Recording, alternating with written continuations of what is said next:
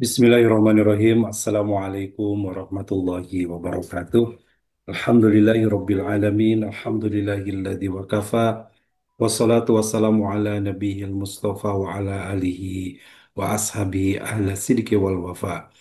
Asyhadu an la ilaha illallah wahdahu la syarika lah wa asyhadu anna Muhammadan abduhu wa rasuluh alladzi la nabiyya wa la rasul ba'da. Ma ba'd. Alhamdulillah, puji syukurnya milik Allah. Salam salam, semoga tetap dilimpah curah kepada Nabi kita, teladan hidup dan kehidupan kita, uswah dan kedua kita Nabi Muhammad Sallallahu Alaihi Wasallam. Alhamdulillah Bapak Ibu, sahabat-sahabat sekalian, serta kajian MK Pagi, senang sekali bisa berjumpa kembali. Semoga Allah senantiasa karuniakan kepada kita kekuatan, kesehatan, lahir dan batin, sehingga kita bisa terus memperbaiki ibadah kita, memperbaiki hari demi hari ketaatan kita kepada Allah, dan menjadi jalan kita untuk senantiasa taat sepanjang hayat kita, dengan tentu saja berbekal ilmu yang benar, yang bersumber dari Rasulullah Sallallahu Alaihi Wasallam. Alhamdulillah kesempatan hari ini, hari Senin, tanggal 21 Juli 2025. Seperti biasa, Senin pagi kita kajian fikih pagi membahas tentang fikih, dan kita akan melanjutkan kajian fikih kita.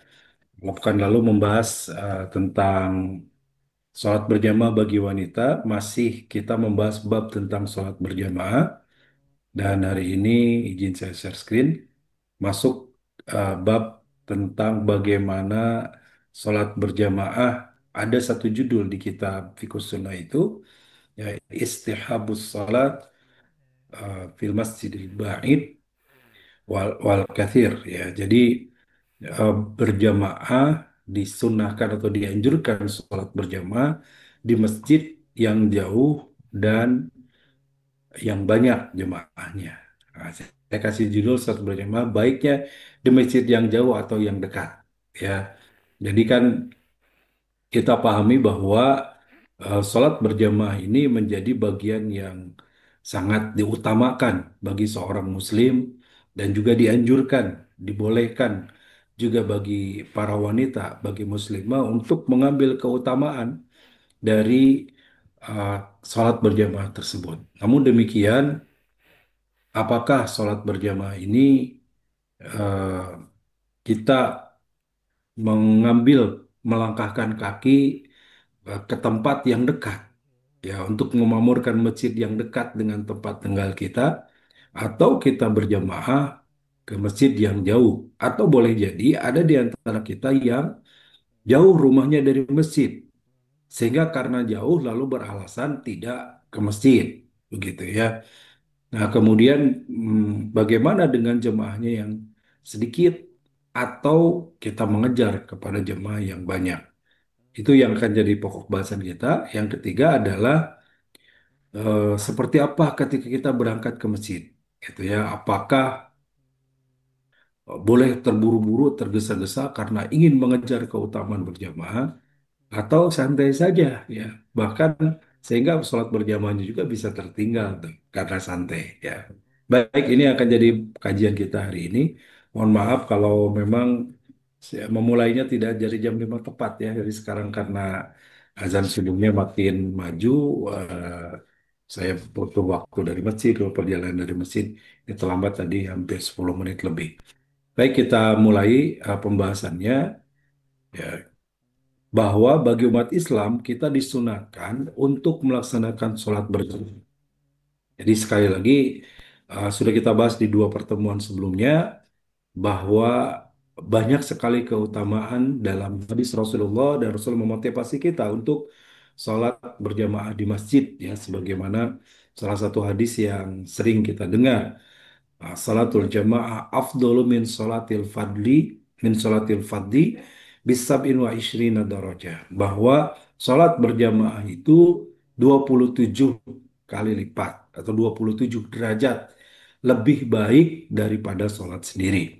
Ini artinya menunjukkan kepada ada keutamaan di situ. Nah, bagaimana dengan jamaahnya yang lebih banyak? Ini pun nanti akan kita gali dalilnya di kesempatan ini. Nah, penjelasan tentang ini kita bisa kaji di beberapa hadis berikut ini. Yang pertama, hadis dari Abu Musa. Abu Musa radhiyallahu an meriwayatkan bahwa Rasulullah Shallallahu alaihi wasallam bersabda, "Inna a'dhaman nas fis salati ajran ab'aduhum ilaiha tamsha." Ya, sesungguhnya kata Rasulullah, pahala yang paling besar adalah mereka yang paling jauh langkahnya, paling jauh berjalan atau paling jauh perjalanannya menuju ke Mesir. Ini menunjukkan kalau kita ditanya lebih utama yang dekat atau yang jauh, kalau berdasarkan hadis ini, jadi hadis sahih riwayat Imam Muslim, aba'aduhum, ya yang paling jauh. Nah, ini juga jadi satu alasan, dapat tidak menjadi alasan bagi orang-orang yang berangkat ke masjid lalu ketika berangkat dan dia tidak berangkat karena merasa jauh. Kenapa nggak ke masjid? Ah, saya jauh dari rumah ke masjidnya juga. Ah, saya perlu sekian puluh langkah, sekian ratus langkah ke masjidnya juga. Kebetulan masjid jamaahnya juga masjid beda RT dengan saya, beda RW. Nah, ab'aduhum ilaihi tamshi. Orang yang paling jauh, dia paling banyak pahalanya. Kenapa banyak pahalanya? Karena tentu saja karena jauh itu langkahnya lebih banyak. Orang yang jarak dari rumah ke masjidnya 100 meter dengan yang 200 meter tentu saja lebih jauh yang 200 meter. Dan sudah pasti langkahnya lebih banyak. Padahal setiap langkah itu adalah kebaikan. Kita sudah bahas sekali lagi di dua pekan ke belakang tentang keutamaan sholat berjamaah. Sampai Rasulullah SAW menyampaikan, ya, man atal masjid, man tawaddu'a fa ahsanal wudu'a summa atal masjidah. Falam yakhruj ila salah. Ya, siapa yang dia berwudu dengan baik, lalu kemudian dia menyempurnakan wudunya dan tidak keluar ke masjid illa salah kecuali tujuannya untuk melaksanakan sholat, jadi berangkat ke masjid untuk sholat berjamaah, maka Rasul menyebutkan lam yad khutwatan illa darajah, tidaklah setiap langkahnya kecuali diangkat derajatnya. Kemudian waktu khati'atan, dan setiap langkahnya itu juga menghapus satu kesalahan. Dibayangkan kalau perjalanan kita ke masjid dari rumah 10 langkah, maka 10 kebaikan kita peroleh, 10 derajat ditinggikan, 10 dosa diampuni. 10 keburukan dihapus. Bagaimana kalau 100, apalagi 1000, bukan langkah 1000 ya, tapi 1000 langkah, kalau langkah 1000 lari. 1000 langkah berarti 1000 kebaikan kita dapatkan. 1000 derajat kita diangkat, 1000 keburukan, kesalahan kita dihapus. Nah, maka lantas dengan seperti itu logikanya bahwa makin jauh, makin banyak langkah, makin banyak kebaikan yang kita peroleh. Ini dalil pertama, begitu ya, kenapa bagi orang yang jauh pun tetap dianjurkan sholat berjamaah ke masjid, karena pahalanya lebih besar tentunya. Yang kedua, dari Jabir radhiyallahu an meriwayatkan bahwa di sekitar masjid terdapat tanah-tanah kosong. Jadi suatu ketika di kalangan para sahabat melihat ada tanah kosong, gitu ya. Maka ada satu kelompok atau satu kabilah namanya Bani Salimah ingin pindah. Jadi mereka ketika tahu bagaimana keutamaan sholat di masjid, bagaimana pahalanya, mereka eh, pada mau bangun rumah di sekitar masjid, ada di tanah kosong sekitar masjid. Nah, ketika hal ini didengar oleh Rasulullah, lantas Rasulullah SAW bersabda, atau mungkin bertanya gitu ya kepada mereka, Innahu balagoni annakum turiduna an tantakilu qurbal masjid. Kata Rasulullah, sampai kepadaku bahwa kalian itu menginginkan untuk memindahkan rumah-rumah kalian dekat dengan masjid. Apakah benar nih? Kalau maka kelompok atau apa suku Bani Salimah ini mengatakan, kalau na'am ya Rasulullah, benar wahai Rasulullah, qad aradna dzalik, kami akan melakukan itu. Jadi karena mengejar keutamaan, ingin memindahkan rumah-rumah mereka dekat dengan masjid.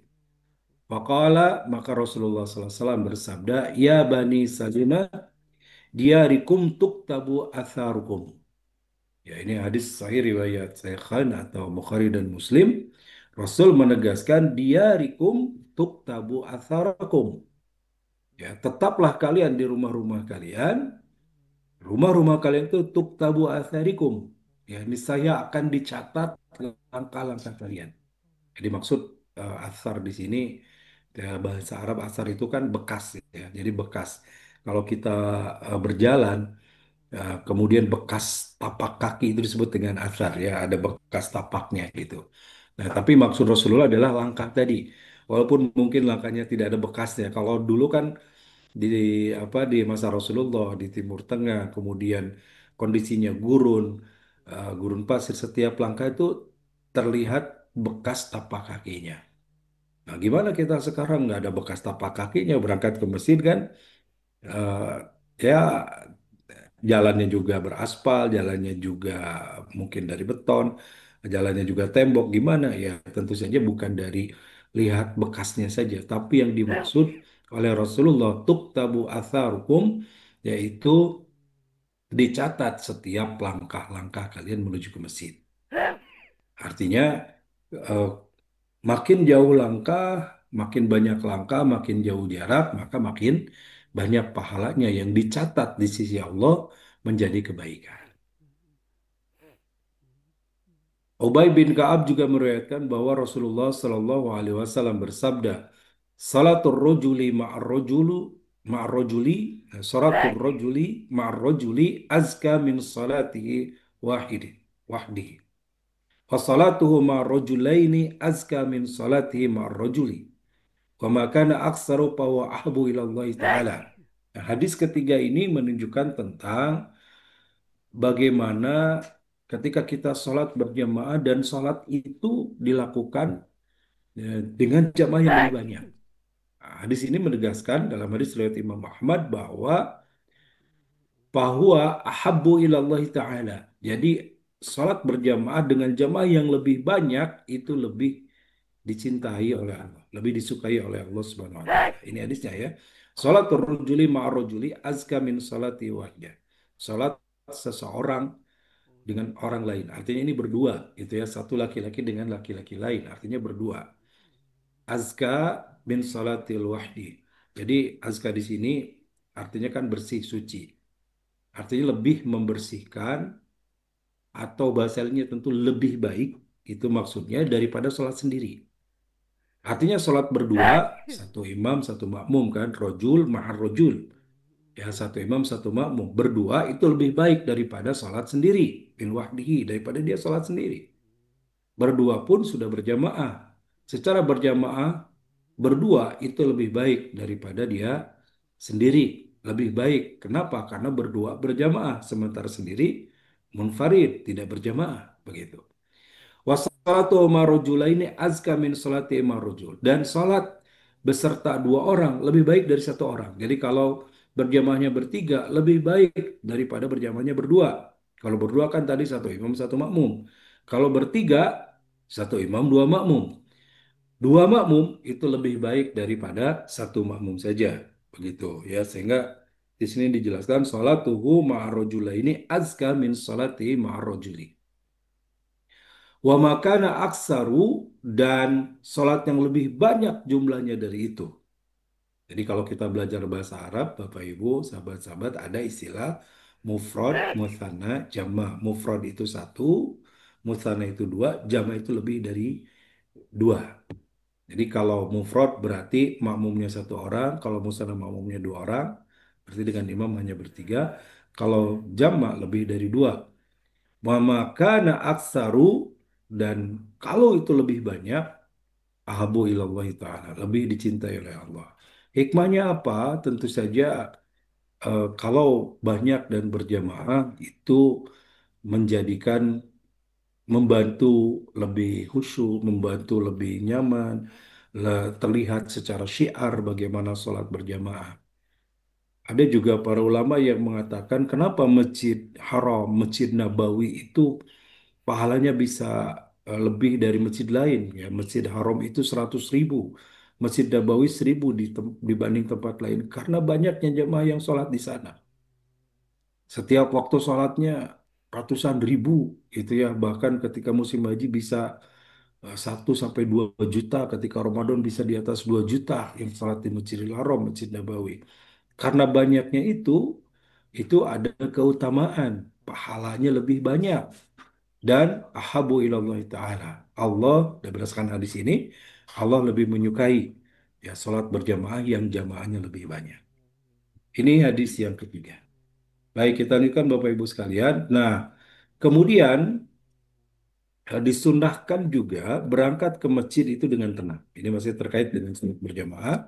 Selain berupaya sholat berjamaah itu dengan kita melakukannya berupaya di masjid sekalipun jauh, kemudian juga di masjid itu juga lebih utama dengan jamaah yang lebih banyak, maka juga disunahkan datang ke masjid itu bis sakinah dengan keadaan tenang, tidak terburu-buru, tidak tergesa-gesa.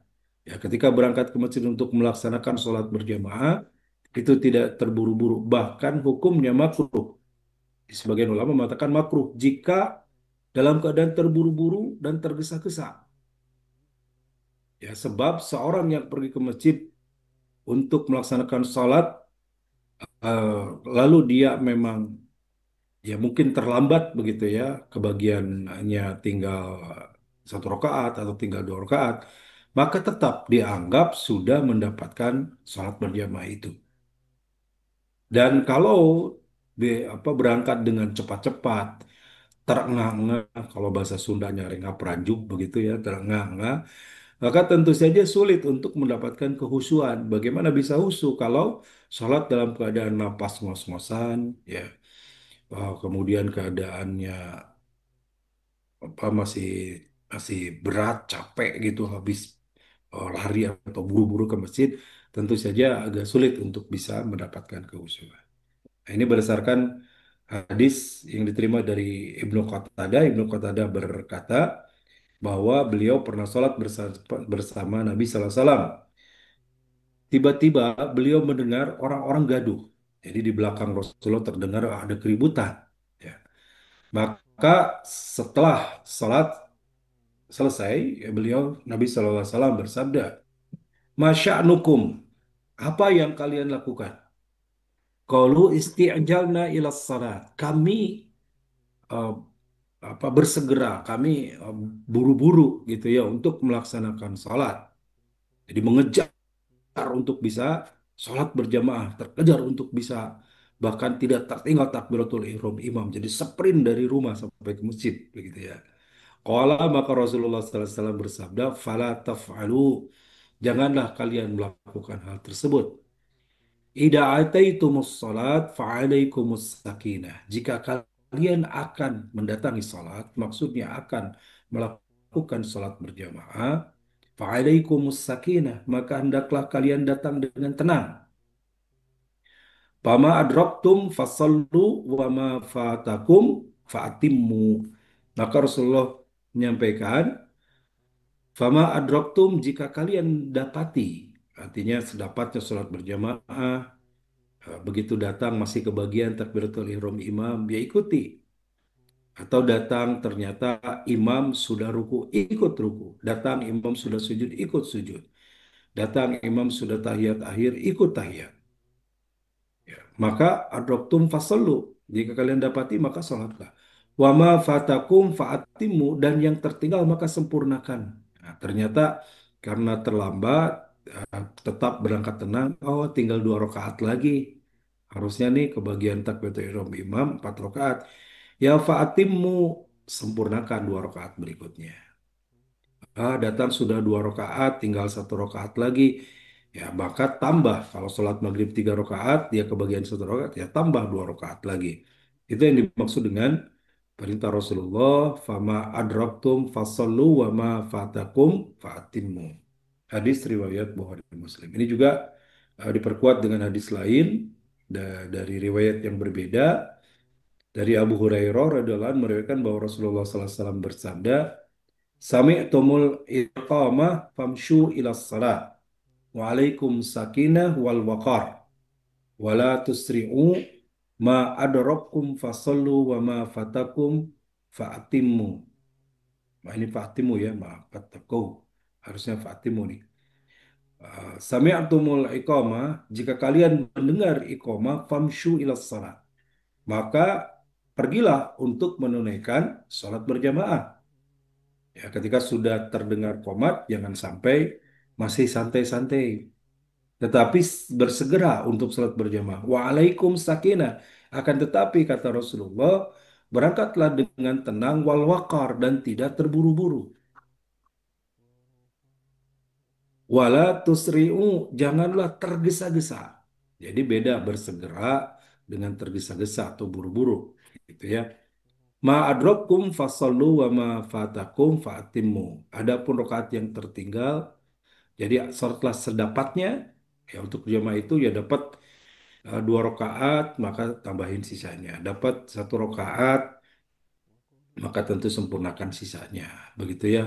Datang eh, ternyata sudah rakaat terakhir, sudah tahiyat akhir, ikut langsung tahiyat, nanti eh, tetap dilanjutkan sholat sendiri, insya Allah niat berjamaah dan sholat berjamaahnya didapat. Wa ma fatakum fatau fatimu, dan yang tertinggal maka sempurnakannya, sempurnakanlah. Itulah eh, di antara perintahnya kita diperintahkan untuk melakukan sholat berjamaah, dan karena ada keutamaan di sana, maka kita diperintahkan berupaya untuk datang ke masjid. Bagaimana caranya supaya tidak buru-buru, supaya lebih tenang? Tentu datang lebih awal. Ya, kalau datang lebih awal tidak akan terlambat, datang lebih awal dapat pahala sholat berjamaahnya dari awal, tidak tertinggal takbiratul ihram imam. Kalau datang dari awal, bisa sholat sunat terlebih dahulu, bisa sholat tahiyatul masjid, bisa sholat qobliyah, gitu karena datang lebih awal. Bahkan datang lebih awal menunggu saudara kita yang lain, menunggu berjamaah dengan yang lain, duduknya, ya menantinya, dikumandangkan iqomat. Sepanjang duduk itu kita mendapatkan pahala dianggap melakukan sholat sunnah. Atau kita isi menunggu iqomat dengan zikir, kita isi menunggu iqomat dengan tilawah Quran. Masya Allah di situ pahala terus mengalir ya. Jadi bagaimana supaya tidak terengah-engah datang kemudian ke masjid apa buru-buru, sulit untuk khusyuk, datanglah lebih awal, jauh sebelum qomat, maka kita akan dapat hal lain yang tidak didapat kalau kita datangnya terlambat. Baik, Bapak Ibu, sahabat-sahabat sekalian, begitu pembahasan kita hari ini. Kita masih punya banyak waktu, insya Allah 20 menit lebih ke depan kita bisa buka dialog. Silakan bagi sahabat-sahabat yang ada di Zoom bisa raise hand, bisa kita dialog. Yang ada di medsos yang lain, yang tergabung di IG, di YouTube, di Facebook, silakan juga bisa bergabung. Baik, sudah ada yang raise hand, silakan. Syamil Al-Hafid Ardianto, silakan.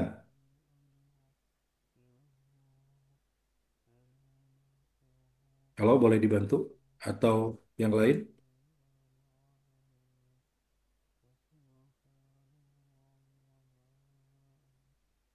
Bagi sahabat-sahabat yang di luar Zoom boleh chat juga ya di Facebook, di IG, di YouTube. Insya Allah ada teman-teman dari MK Digital yang membantu. Oh juga yang live streaming di MKFM, di YouTube-nya MKTV atau di MKFM live streaming juga bisa menyimak ya dari media kita ini. Silakan juga bisa berdiskusi kesempatan hari ini. Eh, Tema kita hari ini tentang masih tentang sholat berjamaah, tentang sholat di ke tempat yang jauh ya dengan melaksanakan ibadah tadi dengan tenang dan juga melaksanakannya berupaya dengan berjamaah sekalipun jauh gitu ya. Baik, silakan. Ada yang sudah resen, boleh dibantu. Ada Bunda Syamil ya sama Pak Samsudin Sidik. Halo, Assalamualaikum. Assalamualaikum Bismillahirrahmanirrahim. warahmatullahi wabarakatuh. Silakan Bunda. Iya, eh, mau minta tolong petunjuknya nih Ustadz. Ya, Jadi ada rumah pas sebelah masjid. ya, Udah gitu, itu ibunya kan rajin sholat ke masjid kalau subuh. Ya, Lalu beliau punya peliharaan kucing, tapi di luar rumah gitu kucingnya, di garasi gitu. betul. Nah, kucing ini selalu ikut gitu, karena apa ya? Ya gimana sama ibunya itu kok terus padahal pintu masjid itu suka udah ditutup gitu. Tapi ada yang bapak-bapak masuk masih terbuka gitu kan. Akhirnya dia nerobos ngikut, duduklah di pinggir-pinggir itu ya dia kucing itu. Ya, Kemudian ada apa namanya beberapa jamaah yang kurang suka gitu kayak gitu. Itu kalau baik. menurut surat surat 9 ayat 18 bagaimana ya itu maksudnya takut kepada kecuali takut kepada Allah. Asal sih. Baik, Aku terima kasih Bunda. makasih ya. Assalamualaikum. Waalaikumsalam warahmatullahi. Ya, pertama, tentu bab kucing ini eh, kita pahami termasuk binatang yang eh, apa yang berada di sekitar rumah ya, atau istilah kita binatang jinak, binatang peliharaan. Nah, itu boleh sebenarnya tidak najis, tidak mengapa. Ada di rumah kita, ada di masjid, masuk ke masjid tidak mengapa sebenarnya ya, dari secara hukum kucingnya. Bahkan kita tahu ada seorang sahabat ya yang bernama Abdurrahman bin Sakhar atau dikenal dengan istilah atau sebutan kunyah Rasulullah memberi nama dengan nama Abu Hurairah ya, sahabat paling banyak meriwayatkan hadis. Kenapa disebut Abu Hurairah? Karena sering membawa kucing di pangkuannya, di jubahnya ketika sedang berkumpul belajar bersama Rasulullah SAW. Sampai Rasulullah memberi gelar dengan Abu Hurairah gitu ya. Nah, artinya secara hukum kucing ini bersih, tidak najis. Beda dengan anjing gitu ya, yang tidak boleh kita bawa masuk ke rumah, apalagi ke masjid. Nah, yang kedua, tentu saja kalau itu mengganggu, ya, yang punya kucing harus bijak. Kalau mengganggu, jangan ya, karena betul, karena kalau kita sholat lalu kucing lewat, kucingnya gelendotan, dia tidak diam, tentu saja akan mengganggu. Maka yang punya rumah harus lebih bijak supaya tidak mengganggu yang lain. Ya, jangan dibawa begitu. Tapi kalau ternyata ikut juga, ya tidak mengapa secara hukum begitu. Ya, silakan sah saja. Terima kasih ya Pak Ustadz. Ya, Ya. baik Bunda, silakan. Terima kasih. Lanjut Pak Samsudin Sidik di Tangerang, silakan Pak. Boleh unmute Pak. Pak Samsudin Sidik di Tangerang. Atau juga Pak Sugoro di Purworejo, ini sudah lesen juga. Silakan. Titik. Baik. Oh, masih di mute nampaknya Kang Nopal dari operator. Mau dibantu, ada Pak Sugoro, ada Pak Samsudin Sidik nih. Masih belum dibuka resennya. Baik, sambil nunggu izin Pak Sugoro. Nampaknya masih ada kendala di teman-teman operator. Dari IG, apakah pahala sholat berjamaah di masjid itu berlaku juga buat akhwat? Sama ya. Jadi akhwat sudah kita bahas di pekan lalu, bagi para wanita tetap diperbolehkan berjamaah di masjid sepanjang memenuhi dua hal. Satu, tidak menimbulkan fitnah, ya. Yang kedua, tidak menimbulkan gangguan. Ya, gangguan itu artinya dengan suaranya, dengan parfumnya mengganggu dan dipastikan aman. Walaupun bagi wanita Rasulullah menyebutkan ya wabuyutihinna khairum minhunna, ya, rumah-rumah mereka itu lebih baik bagi mereka, artinya lebih utama bagi wanita tetap di rumah walaupun seperti tadi yang Bunda Syamil ceritakan, kalau dari rumah ke masjidnya dekat bahkan tetanggaan mau sholat berjamaah di masjid, silakan tetap dapat keutamaan sholat berjamaahnya. Baik, dari Ibu Sintia Sili. Assalamualaikum Ustaz. Punten, jika sholatnya masbuk dan imam sedang ruku, kita langsung ruku, rokaatnya ditambah, tidak usah. Baik, dalam hadisnya Rasulullah menyampaikan, memang ini ada dua pendapat ya. Pertama, kalimat man adroka ruku fakod adroka salah. Siapa yang dia mendapati ruku, maka dia dapat salat. Artinya dia dapat rokaat itu. Ketika dia dapati ruku, artinya ketika masuk imam ruku langsung ikut ruku. maka dia dapat rokaat itu. Pendapat lain, oh tidak, karena la salat liman lam yaqra bi fatihatil kitab. Salat itu tidak sah kecuali membaca Fatihah. Maka ada yang memanai Al-Fatihah ini harus lengkap dalam satu rakaat itu. Ketika datang, imam sudah selesai baca Fatihah dan dia baru datang, maka dia belum dihitung satu rakaat. Ini ada satu pendapat. Silakan ngambil pendapat yang mana, gitu ya. Ada dua pendapat memang. eh, Hitungannya dari Fatihah satu rakaat itu atau hitungannya dari ruku. Kalau kembali kepada hadis yang umum tadi, man adroka ruku faqad adroka salat, siapa yang mendapati ruku maka dia dapat salat, maksud dapat rakaat, maka rakaat itu sudah didapat. Pas datang kita ke bagian ruku. Tapi gimana tidak baca Fatihah, tidak tidak dengar baca surat imam? Ya itulah di antara keutamaan sholat berjamaah kita dapat pahala dari sholat berjamaah tersebut. Ya begitu Ibu Cynthia. Baik, Pak Sugoro sudah bisa nampaknya silakan Pak. Assalamualaikum Ustadz, suaranya gimana Ustadz? Waalaikumsalam warahmatullahi wabarakatuh. Bagus Pak. Iya, ini mengenai sholat berjamaah nih kalau misalnya berdua ini. Ya, Posisi makmum di belakang atau di samping itu. Yang pertama, oke. Ya, terus kalau yang kedua ada makmum masbuk gitu. Dia posisinya di belakang itu. Terus sebagai imam langkahnya seperti apa? Itu aja sementara Ustadz, dua baik. pertanyaan. Ya, Bismillah. terima kasih Pak Sugoro. Satu, kalau makmum satu orang, maka posisi makmum itu berada di sebelah daripada imam, ya. Jadi kalau laki-laki berada di sebelah kanannya, kalau perempuan di sebelah kirinya. Tentu perempuan yang dimaksud mungkin istrinya ya atau anaknya yang perempuan karena bisa dekatan. Kalau yang jamaah yang lain tetap di belakang sekalipun satu orang. Kalau wanita, kalau Sejajar persis laki-laki atau agak mundur sedikit Ustadz? ya tidak usah Pak, sejajar saja. Ya, Iya. jadi tidak usah agak mundur, apalagi mundur jauh kalau satu orang. Nah, tapi kalau dua orang maka mundur. Ya, imam berada di depan dan eh, makmum berada di belakang, kecuali yang berjamaahnya wanita. Sejajar antara imam dan makmum dan posisi imamnya berada di tengah di antara saf tersebut. Jadi kalau berdua di depan saja, apa sejajar antara imam dan Kalau kalau kebetulannya makmumnya tidak mengerti, ada yang bergabung di belakang, oke, imamnya tidak dorong apa-apa. atau Oke, bagaimana tiba-tiba ada makmum di belakang? Nah, kalau kita imam ngerti, kita mundur. Ada yang masbuk ya, enggak, sehingga maksudnya sejajar. kita udah berdua Ustaz. Ya, Terus tapi ada yang makmum gak masih ngerti berdua. juga, tetap sah, tidak masalah. Oh, jadi Jadi tetap, walaupun sampingnya ada, belakangnya ada, tetap sah. ya, Jadi sesah, imam nggak usah tidak apa. mundurkan mundurkan si makmum supaya ke belakang gitu. Idealnya demikian. Jadi kalau kita berdua, tiba-tiba datang masbuk gitu kan, maka yang Ya, berdua ini satu orang mundur. kalau ngerti, Sehingga kalau ngerti. makmumnya sejajar. Itu Ya, kalau paham. ya. Gimana kalau nggak paham? Makmumnya satu di samping, satu di belakang yang masbuk. Yang masbuk nggak nyentuh kan bisa disentuh nih. Yang yang makmum satu orang saja itu mundur sehingga sejajar dengan makmum satu lagi.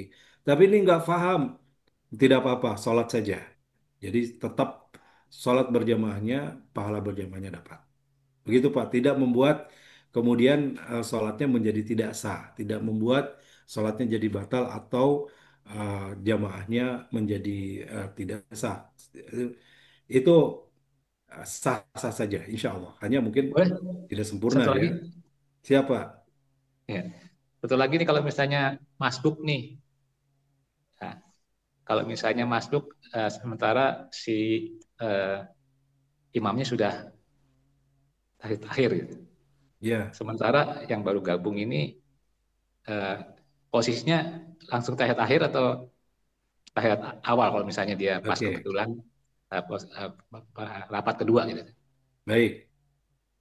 Jadi dalilnya innama ju'ilal imam li ummi ma bihi. Dijadikan imam itu untuk diikuti, ya, diikuti oleh makmum. Jadi apa yang dilakukan oleh imam maka makmum melakukan. Pada saat makmum masuk, imam sudah ruku ikut ruku. Makmum masuk, imam sedang sujud ikut sujud. Termasuk makmum masuk, imam sudah tahiyat ikut tahiyat. Kalau imam tahiyat awal maka ikut tahiyat awal. Kalau imam tahiyat akhir maka ikut tahiyat akhir. Maksudnya duduknya Lalu duduknya iftirosi ya atau Pak, betul duduknya. Lalu tambahi kemudian eh, apa tambahi kemudian kekurangannya. Kalau tahiyat akhir kita datang, berarti kan tidak kebagian rokaat itu. Karena tidak kebagian ruku, tidak dari ruku. Misalkan, mohon maaf, contohnya sholat duhur nih, kita datang, imam sudah tahiyat akhir. Maka pertama, posisi kita adalah duduk sebagaimana duduk imam. Kalau di Indonesia kan duduk tawaruk, ya, duduk tawaruk, duduk eh, ke samping gitu ya, kanan dilipat, kiri di bawah kaki kanan. Maka kita lakukan itu sebagaimana dilakukan oleh imam. Lalu karena kita tidak mendapati rokaat, itu ya, tidak dapat dari ruku, tapi kita langsung dapat tahiyat, maka kita memulai dari rokaat pertama. Rokaat pertama karena kita tertinggal dari 4 rokaat tadi saya contohkan salat duhur. Namun insya Allah pahala berjamaahnya tetap dapat. Ya, kenapa? Kita melakukan sholat ikut dengan imam walaupun hanya kebagian tahiyat akhir. Dalilnya yang tadi Rasulullah sampaikan, gitu ya, di mana Rasulullah menyampaikan dalam hadis yang tadi bahwa ma adrokum fasallu wa ma fatakum fattaku. Ya, apa yang ketika kalian dapatkan atau ketika engkau dapatkan maka sholatlah. Jadi ketika mendapati sedang ruku ikut ruku, sedang sujud ikut sujud, sedang tahiyat ikut tahiyat. Ya, fasallu sholat dari situ. Wa ma fatakum fa'atimmu, ya, dan wa ma adroktum fa'atimmu, wa ma adrokkum fa'atimmu, dan yang tertinggal maka sempurnakanlah. Begitu Pak Sugoro. Jazakallah Ustaz. Terima kasih. Ya, ya, Baik, Pak Samsudin di baik. Tangerang, silakan Pak. Ya, Assalamualaikum Ustaz. Waalaikumsalam warahmatullahi wabarakatuh. Ya terkait tadi mungkin menyambung juga tadi saya pertanyaan Pak Sugoro itu yang tadi makmum harus mengikuti imam. Terkait Ya, dengan sholat subuh kan ada yang pakai kunut dan tidak. ya, Apabila makmum biasa tidak pakai, kemudian diikut dengan imam yang pakai apa baca kunut. ya. Itu apakah si makmum itu boleh tidak mengangkat apa namanya tangan atau hanya diam tangannya lurus saja? Bagaimana sebaiknya? Ustaz? Baik, Oke. Pak. Assalamualaikum warahmatullahi wabarakatuh. Waalaikumsalam warahmatullahi. Baik, ini terkait kunut dulu ya. Ya, kita sudah pernah bahas bab kunut ini, baik kunut subuh maupun kunut nazilah ya. Memang ada perbedaan pendapat terkait dengan kunut, bahkan Imam Said Sabik mengatakan bahwa perkara kunut ini adalah ikhtilaful mubah. Perbedaan ikhtilaf yang boleh, yang boleh jadi akan terus berlangsung gitu ya sampai kapanpun. Ada yang melakukan, ada yang tidak begitu. Nah, bagi yang meyakini melakukan, maka silahkan lakukan. Bagi yang tidak juga tidak juga silahkan sesuai dengan pendapatnya ya. Tentu kita pelajari keduanya, pahami keduanya, lakukan yang kita yakini dan hargai yang berbeda dengan kita. Ini terkait dengan hukum kunutnya dulu ya. Yang kedua pertanyaan dari Pak Samsudin, bagaimana kita ketinggalan 1 rakaat sholat subuh? Berarti rakaat pertama kita itu kalau kita bermakmum kepada imam yang kunut, nah kita dapati kunut. Apakah mau ikut kunut atau tidak? Itu ya. Ini pun kemudian dua pendapat, Pak. Kalau bagi yang terbiasa kunut dan mau ikut kunut, silakan. Rakaat pertama ikut kunut. Nanti kedua karena dia mau kunut lagi juga silakan karena kunut itu di rakaat kedua itu ya, silakan. Yang pertama ikut iman ya, niatnya, tujuannya. Yang kedua kunut buat dirinya, itu bagi yang terbiasa kunut. Bagi yang tidak gimana, orang lain kunut saya tidak ngangkat tangan, diam saja misalkan begitu, maka itu pun tidak mengapa karena secara hukum kunut itu bagi yang melaksana pun hukumnya sunnah bagi yang melakukan. Bagi yang tidak, bagi yang melaksanakan pun menghukumi kunut ini sunnah bukan wajib. Karena sunnah maka tidak dilakukan tidak apa-apa. Apalagi yang mengatakan bahwa kunut ini tidak ada sunnah, tidak termasuk sunnah misalkan, maka tentu tidak ada masalah kalau dia tidak angkat tangan. Begitu Pak, ya bisa dipahami insya Allah. Baik, Terima kasih, Ustaz. ya sampai-sampai Pak Samsudin sehat-sehat Pak ya. Ibu Alhamdulillah. Dede Solihat, silakan. Assalamualaikum warahmatullahi wabarakatuh, Ustaz. Waalaikumsalam warahmatullahi wabarakatuh. Silakan Bu. Saya izin bertanya, Ustaz, jika kita eh, di masjid sedang melakukan sholat jamaah, misalkan zuhur nih, nah Ya, terus kita sedang dalam perjalanan, kita mengikuti sholat zuhur berjamaah. Nah, kemudian kita kan akan menjamak sholat asar. Itu caranya gimana, Ustaz? Apakah kita boleh melaksanakan sholat asarnya 2 rakaat atau 4 rakaat? baik. Itu saja, Ustaz. Oke, Assalamualaikum warahmatullahi wabarakatuh. Waalaikumsalam warahmatullahi. Ini terkait sholat safar ya, sholat dalam keadaan safar atau dalam keadaan perjalanan. Nah, seperti kasus ibu ini ikut dengan mukim artinya kita berangkat ke satu tempat perjalanan jauh, lalu mampir ke sebuah masjid, kita sholat zuhur dan berniat untuk menjama dengan asar. Maka zuhurnya bermakmum kepada imam setempat. Berarti kan imam setempat yang mukim istilahnya tidak perjalanan akan melaksanakan stam atau sempurna 4 rakaat. Sementara kita mau menjama kosor, maka boleh Bu ikut 4 rakaat dengan imam, lalu kemudian ibu sholat lagi sendiri untuk atapnya 2 rakaat.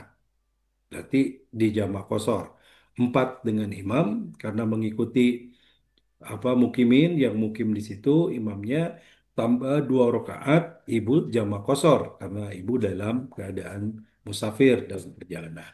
Jadi seperti itu teknisnya Bu. Ya kalau mau ikut dengan imam. Nah, ternyata mampir ke masjidnya sudah selesai, sudah bubar nih eh, berjamaahnya orang-orang mukimin setempat. Kita bisa sholat sendiri dengan menjama kosor dua-dua, gitu ya. Duhurnya dua, asarnya dua. Lanjutkan perjalanan.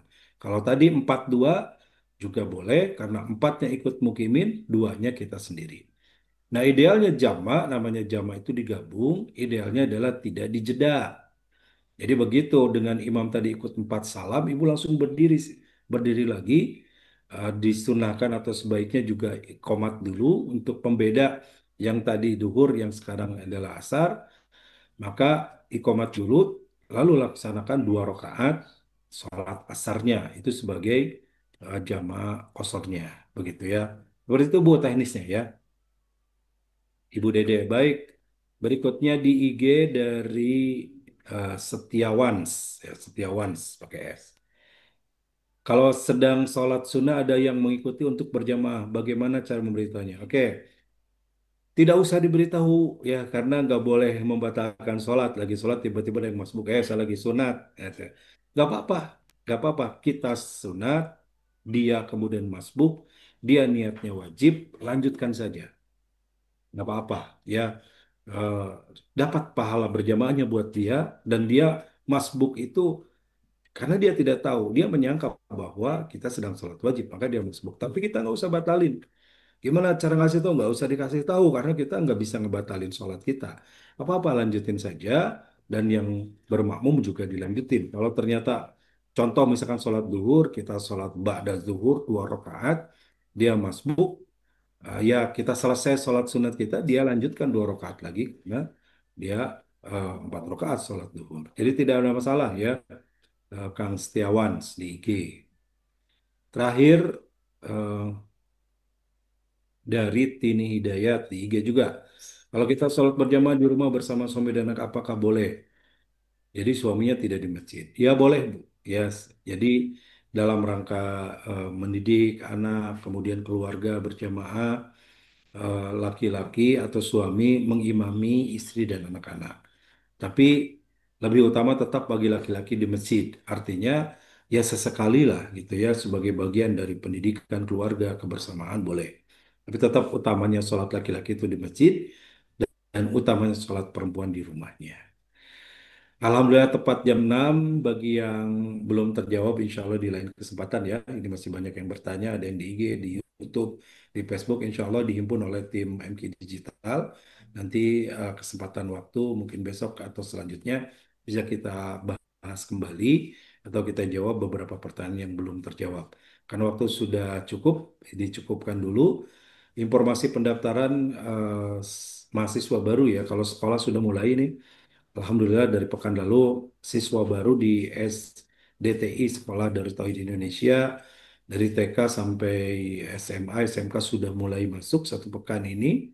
Hari ini sudah mulai pembelajaran, tapi perkuliahan baru akan mulai di bulan September, sehingga bagi yang akan daftar kuliah di STI Darut Tauhid dengan program studi Hukum Ekonomi Syariah dan Komunikasi Penyiaran Islam, silakan bisa diperoleh infonya melalui website STIDT atau melalui eh, WhatsApp yang ada di sini ya, tertera tadi di layar yang dilihat oleh Bapak Ibu sahabat-sahabat semua. Ya, silakan dimanfaatkan untuk bisa belajar, kuliah, menuntut ilmu, dan juga mengenal Allah lebih dekat lagi. Terima kasih dan mohon maaf. Aku qouli hadza wa astagfirullah li wa lakum. Subhanakallahumma bihamdika asyhadu an la ilaha illa anta astaghfiruka wa atubu ilaik. Wassalamualaikum warahmatullahi wabarakatuh.